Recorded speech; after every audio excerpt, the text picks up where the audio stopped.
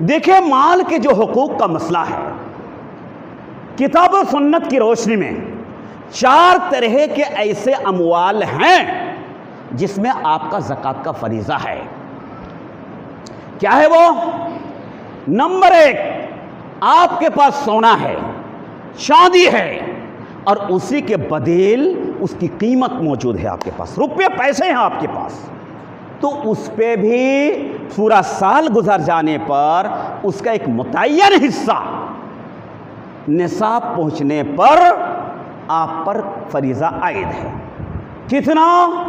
سونے میں 85 گرام سونا، چاہے آپ اس کو سکے کے صورت میں رکھا ہے یا زیورات کی روشنی میں رکھا ہے کہ ہاں مولی میرا کوئی گوہاناتے جاکت لاگ بنا، نہیں، اگر اس کو بھی اب ذخیرہ خوری کرتے ہیں اور صحیح قول کے مطابق اگر 85 گرام تک آپ کا زیور کا پہنچ جاتا ہے اس پر بھی فریضہ عائد ہے۔ کتنا؟ 2.5%، 40واں حصہ، یعنی 1000 میں 25 روپے آپ کو ادا کرنا ہے۔ اور چاندی 600 گرام، اس پہ بھی 2.5%، قیمت لگاؤ 1000 میں 25، یا پھر اس کے برابر اتنے پیسے آپ کے پاس جمع رہ گئے پورا سال کہ جو 600 گرام چاندی کے برابر ہو سکتا ہے صحیح راستے کی بنیاد۔ تو 600 گرام چاندی کی قیمت کتنی ہے؟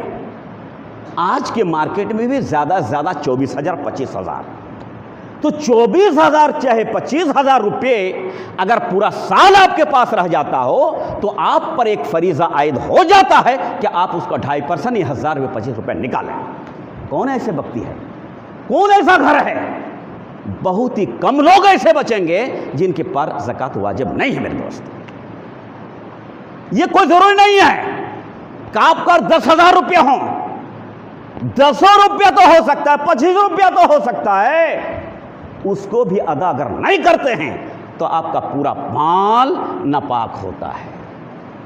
اللہ رب القرآن حکیم کے اندر فرماتے ہیں وَلَا يَحْسَبَنَّ الَّذِينَ يَبْخَلُونَ بِمَا آتَاهُمُ اللَّهُ مِنْ فَضْلِهِ هُوَ خَيْرًا لَهُمْ بَلْ هُوَ شَرٌّ لَهُمْ سَيُطَوَّقُونَ مَا بَخِلُوا بِهِ يَوْمَ الْقِيَامَةِ۔ مطلب وہ لوگ جو اپنے مال میں بخالت کرتے ہیں، سوچتے ہیں کہ میں اگر مال کا یہ فلاں حصہ 20 کوئنٹل مکئی میرے پاس ہو گیا ہے، 1 کوئنٹل نکال دوں گا تو میرا 19 بن جائے گا، بڑا گھٹ گیا، اور میں نے تو 200 بوری 400 بوری کا مالک ہوں، بہت نکل جائے گا۔ ارے بہت اگر مان لیے تمہارا 4 کوئنٹل نکلا تو 4 کو اور 19 گنا دے کر کے تمہارا اللہ رب نے کتنا دیا تم نے غور نہیں کیا؟ اللہ رب العزت فرماتے ہیں وَلَا يَحْسَبَنَّ الَّذِينَ بَخِلُوا يَبْخَلُونَ بِمَا آتَاهُمُ اللَّهُ، جس کو اللہ رب العزت نے مال دیا ہے وہ بخالت کرنے والے یہ گمان نہ کرے کہ یہ ان کے لیے بہتر ہوا کہ زکوٰۃ کو چھپا لیا، عسر کو چھپا لیا اس نے، بل ہوا شر لہم، بلکہ ان کے لیے بڑا برا ہے، بڑا برا ہے۔ برا دنیا میں بھی ہے اور برا آخرت میں بھی ہے۔ کل قیامت کے دن جو مال تم ٹریکٹر پہ لوڈ کر رہے ہو نا مزدور کے ذریعے سے، قیامت کے دن اللہ رکھا کہ 400 بوری 1000 بوری اپنے سر میں اٹھا کے قیامت کے دن لے آؤ، بھرے رہو تم۔ کس دن؟ اس محشر کے دن جس کا ایک دن، صحیح بخاری کی حدیث، دنیا کے 50,000 سال کے برابر ایک دن ہوگا۔ بھرے رہو، لوگ پریشان ہوں گے، یہ سورج لاکھوں میل دور ہونے کے باوجود آپ برقرار نہیں رہ سکتے جب اس کی تپش آتی ہے، وہ تو آپ کے بالکل سر پہ آ جائے گا، اور اس دن کوئی سایہ آپ کو نہیں ملے گا۔ کہاں سایہ ملے گا؟ مسند احمد کی حدیث، ظل المؤمن یوم القیامت صدقتہ، مومن کا سایہ قیامت کے دن ان کا صدقہ ہوگا، وہی چھتری بن کے، وہی گھر بن کر کے، وہی چھت بن کر کے تمہارا کھڑا ہوگا۔ انتظام کیا، انتظام کیا، انتظام کیا نہیں میرے دوست۔ اور بخاری کی حدیث سنو، سبعۃ یظلھم اللہ یوم لا ظل الا ظلہ، کیا ترجمہ؟ 7 قسم کے لوگ ایسے ہوں گے وہ اللہ رب العزت کے عرش کے نیچے اس دن اپنا سایہ لے گا۔ 7 قسم کے لوگ کس دن؟ یوم لا ظل الا ظلہ، جس دن اس کے سایہ کے سوا کوئی دوسرا سایہ اس دن نہیں ہوگا، سیدھا آیا۔ یہ دھوپ کی تپش اور گرمی، اس کا عذاب سیدھا پڑے گا، سایہ اس کے سوا نہیں ملے گا میرے دوستو۔ اور ان 7 لوگوں میں کون ایک؟